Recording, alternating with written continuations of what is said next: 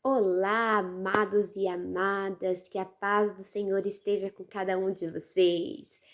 Venho falar sobre o galo que vocês devem já ter ouvido, se vocês me acompanham no fundo do meu áudio, no fundo da minha fala. Normalmente eu gravo os vídeos pela manhã e aqui onde eu moro tem galo, então eles costumam cantar.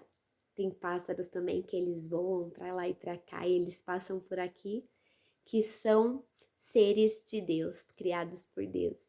Então é uma bênção ter essa manhã com esses sons, eu gosto. Então explicando para vocês, tá bom? Deus os abençoe.